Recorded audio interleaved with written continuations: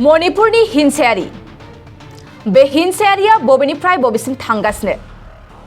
मणिपुराव बे हिंसायारिया जादोंमोन मोननै हारिनि गेजेराव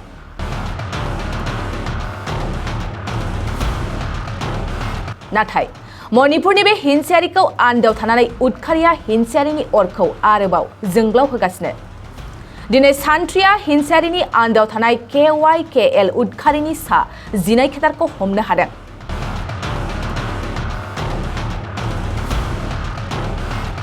सान्थ्रिया जुथाइ संदाननायनि गेजेरजों मणिपुरनि इटम गामिनिफ्राय सा 12 उतखारिखौ हमनो हानायाव जाफुंसारदों बिसोर उतखारिफोरनि गेजेराव माखासे आइजोफोरबो दंफायोमोन होनना सुलुङा फोरमायदों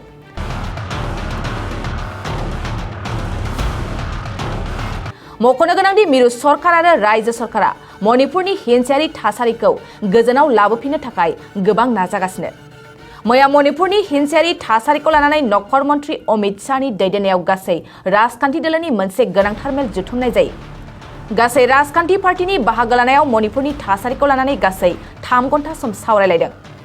दासिम मणिपुरनि हिंसायारि जाथायाव गोबां सुबुंफोरा जिउ खहा जानायनि अनगायैबो गोबां रोजा रोजा सुबुंफोरा न' बां गारनानै गुबुन रैखाथि बादायाव थानांदों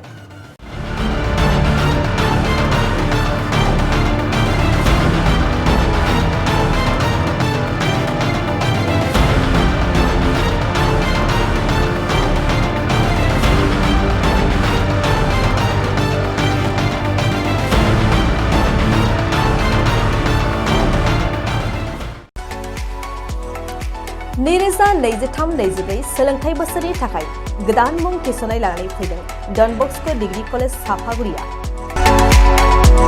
देग्लायनिफ्राय डन बस्को डिग्री कलेज साफागुरियाव बेचलर अफ आर्ट्स एबा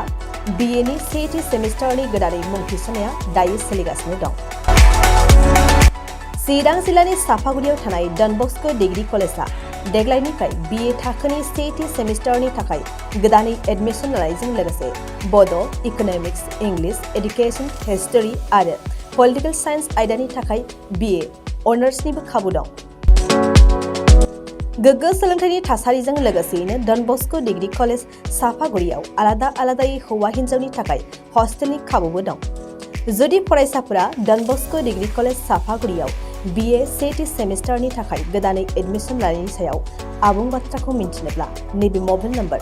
9365551959 आव थोंजों सुला लानो हागोन